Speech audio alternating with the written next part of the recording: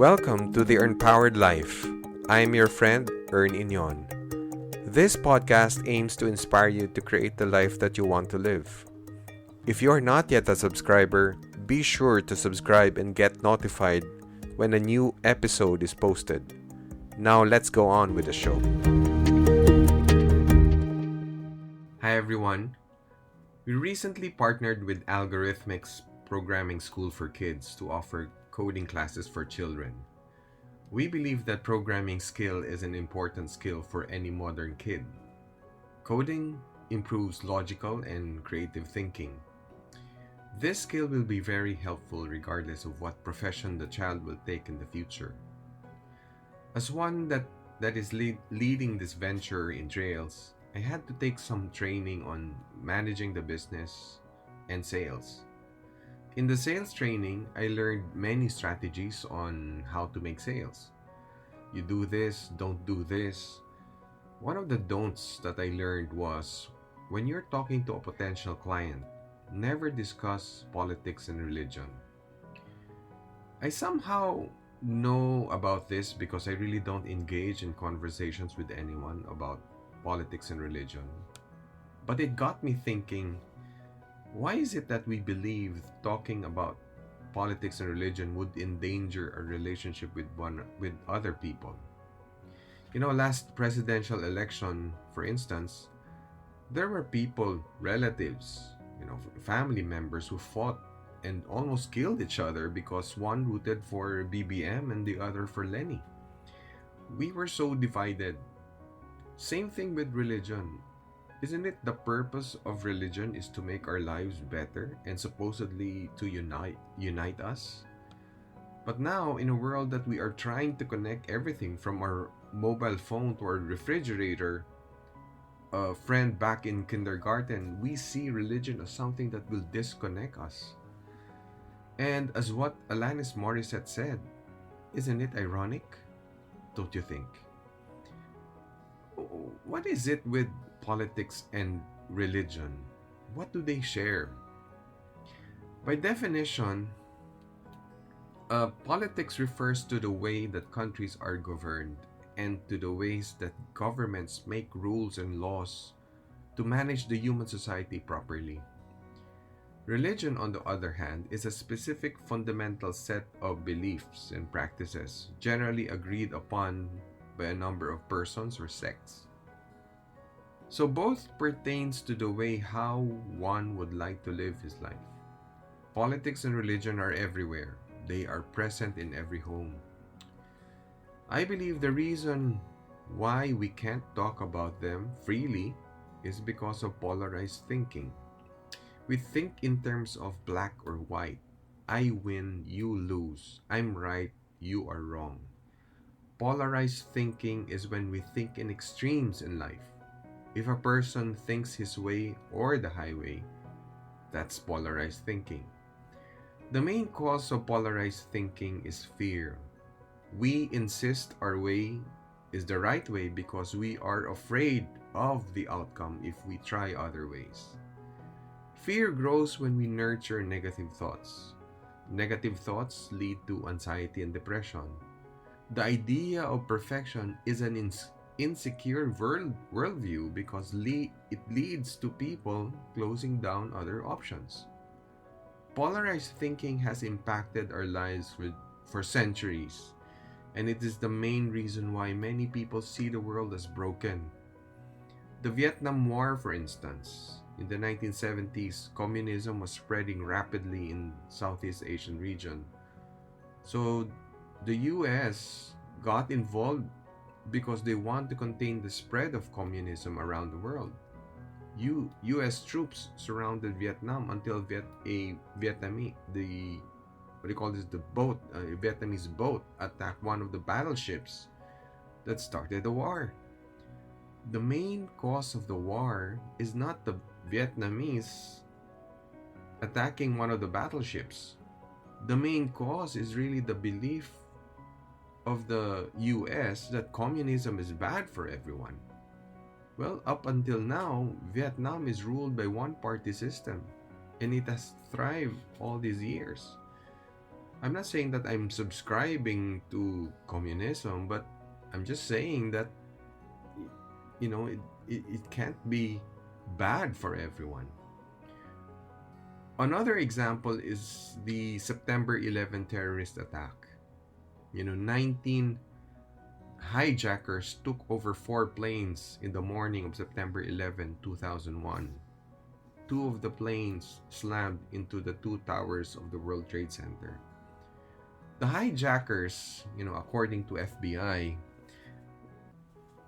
FBI report, had the hijackers were divided into two: the pilot hijackers and the muscle hijackers. The pilot hijackers' purpose was to man the planes, to fly the planes, while the muscle hijackers were to contain the passengers. So, based on the report of the FBI, the pilot hijackers came to the US almost 2 years prior to the attack. They took flight training in Florida. The muscle hijackers followed months before the attack. According to the FBI, the muscle hijackers didn't really know they were on a suicide mission. They were not in contact with the pilot hijackers for months, and they did not prepare any last will, unlike the pilot hijackers. Al Qaeda's the group that is responsible for the attack. Their main reason for attacking the symbols of US economic and military power was to inject fear, hoping to weaken US support on governments that do not support their political and religious goals. Another point that I want to make is how we view religion as a source of our belief. Now, this is going to be controversial to some people, but just hear me out. When we hear the word religion, we immediately think of Christianity, Islam, Buddhism, or Scientology. Since it talks about gods and any supernatural being that you believe in, how we interpret the scriptures become the truth. That's why we hear a lot of people say their religion is the right religion. Maybe for them, but it cannot be true to anyone, to everyone. My religion is Catholic, but I cannot say it is the right religion for everyone, because that would make Islam, Buddhism, Hinduism, and others wrong. So for me, religion is like rooting for a basketball team. Now let me explain. When you read the Bible, Quran, or whatever religious doctrine you follow, how we interpret becomes the law to us, because in our minds, it must be true because it came from the Bible, Quran, or whatever. The Bible, for instance, has been interpreted in so many different ways that created several denominations of Christianity. But we speak about one Christ. Disagreements, misunderstandings, and wars throughout history are based on our different interpretations, not on Christ. That's why I said religion is like rooting for a basketball team. The NBA playoffs is about to begin, and my team, the Golden State Warriors, is seeded 6th in the West. I've been watching NBA since the 1980s. In the 1980s, my favorite was the LA Lakers, the Showtime era of Magic, Kareem, and James Worthy. Then in the 90s, I was a huge Chicago Bulls fan. Michael Jordan was my favorite player. I watched most of his games and I copied all his moves. When MJ retired, I shifted my allegiance to LA Lakers again because of Kobe Bryant. So just like me, he copied the moves of MJ. And the Lakers were so dominant at that time with Shaq as their center. So I followed Kobe until one player by the name of Stephen Curry changed the game with his shot-making ability. So since 2012, I have been a Warriors fan. So you see, I rooted for different NBA basketball teams all my life, but they are playing the same sport. When we pit one team from another or one star from another, Like people love to compare and ask who is the greatest of all time, LeBron James or Michael Jordan. There's a long debate on that. People argue, people fight over their opinion. And in fact, one man, a bar owner in Pittsburgh, I mean, this is true, almost got himself killed after he was stabbed with a knife after an altercation with a customer on who is better, LeBron James or Michael Jordan. So how absurd is that? But this is exactly what is happening between religions. So many people kill for the sake of their God. There are religions that teach us to serve a God or a supernatural being. Many people believe there is a God. Some people don't. When we say God, in the minds of Christians, it is Jesus Christ. In the minds of Muslims, it is Allah. It is interpreted in so many different ways. But regardless what you think, it is a belief that you subscribe that you allow to govern your life. Many people claim to know God that well. They know what God does, where God lives, but struggle to know themselves. So in every war recorded in history, to domestic violence, even to your own family feud, there is that presence of polarized thinking. We hate tyrants like the likes of Hitler, Saddam Hussein, and Joseph Stalin. But we often assume as one when we do not listen to the voices of others and insist on our own way. Now, is there a solution to this? So how do we solve this? I have here three solutions for you to consider. The first one is check your understanding. In 2017, my wife and I visited my sister-in-law, Ate Bing, and her husband, Alan, in Moscow, Idaho. We got there after taking 4 connecting flights over a 24-hour span. The couple met us at the airport of Spokane, and we drove for another hour and a half to reach Moscow. Moscow is a quiet place, I would say. Few people live there if I compare it to Manila. Ate Bing and Alan gave us a tour around the place. So we went to the University of Idaho, Walmart, to places where they work, and to Alan's parents' house. Moscow is a beautiful place. We stayed there for 4 days. On one of the days, I think it was on the third day, we were on our way to Walmart when we had to slow down because there were so many people in the street. So it is like everyone in town was there. I saw some people had paint on their faces and carried pom-poms.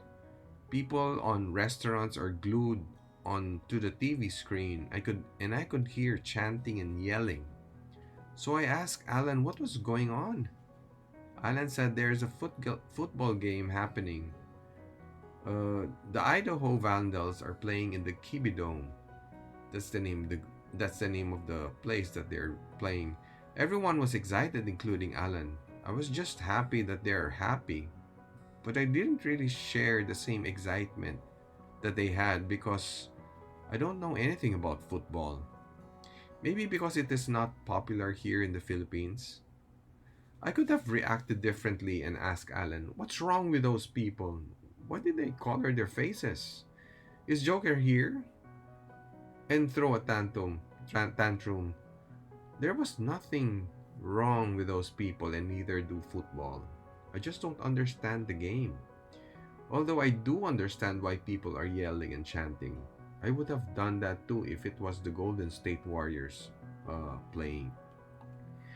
So before we make our conclusion, we need to check our understanding. In a conversation, it is okay to ask if you understood the person correctly rather than make assumptions. After checking your understanding, then whether you agree or disagree with it, just acknowledge and respect the other person's opinion. The second one is the genius of the end. and as in AND. I studied innovation extensively and worked as a head of IT innovation more than 10 years ago. For me, the important keys to innovation are adaptability and speed to market. When you create a solution, remember there are hits and misses. I am an advocate of agile and lean methodologies. There is no such thing as a perfect solution. What keeps me going and allow myself to grow is the thought that I can be right and be wrong also. By having this mindset, it opens me to possibilities. In our family, I know where my wife came from, her background, her family dynamics. I am aware also where I came from. So when we got married, just like other marriages, it was a clash of cultures.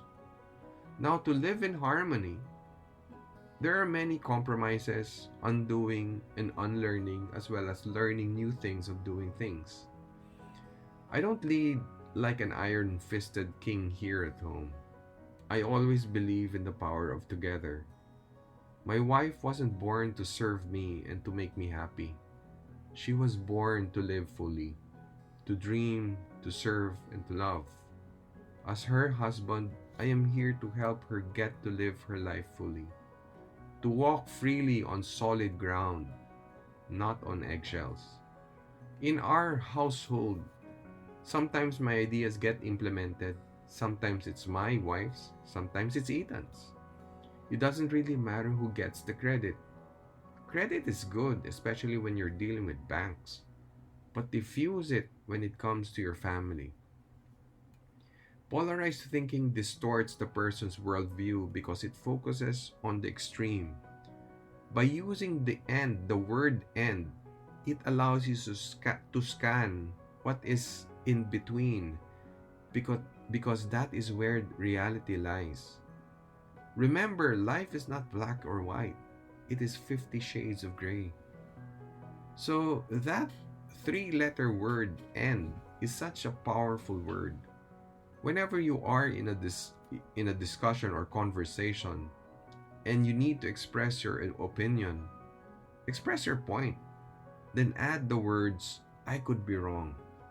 It is a powerful statement that brings down barriers and allow exchange of ideas to flow freely. The third and last solution that I can think of is don't let mistakes define you. We all made mistakes in the past. It is part of exploring, it is part of finding our way. When we journey through life, we don't travel on a freeway wherein everything is smooth and cool. We go through alleys, side streets, cross bridges, U-turns, and dead ends. When we make a mistake, just acknowledge it, correct it, and move on. Mistakes can happen again, most likely on a different form or scenario. And when it does, just do the same. Acknowledge it, correct it, and move on. Don't let it define you because the moment you do, you will feel sorry for yourself. You will see yourself as a loser. You will throw a pity party every time you see your friends. You will hate everyone. You will hate yourself. Hate breeds hate. Remember that. So before you know it, you just hate everyone and everything. And you just wasted your life. When you make a decision or you make a mistake, instead of blaming yourself, celebrate because you just learned something that didn't work. I failed so many times in my life and in business. But if I look back on how I was 20 years ago, I made so much progress. Focus on what you achieve, no matter how little it is. I know it is difficult to see progress, especially on yourself, because you don't feel it, because you are on it on a daily basis. But if you look at it, in a time span, in a long time span, like 5 years or 10 years, then you will see. So don't beat yourself up when you make a mistake. Just acknowledge it, correct it, and move on. So, those are the three solutions to solve polarized thinking. Hope you enjoy it and see you on the next episode. Thank you so much for listening, friends. Please rate and review this podcast and share it to your friends. Until next time, blessings always.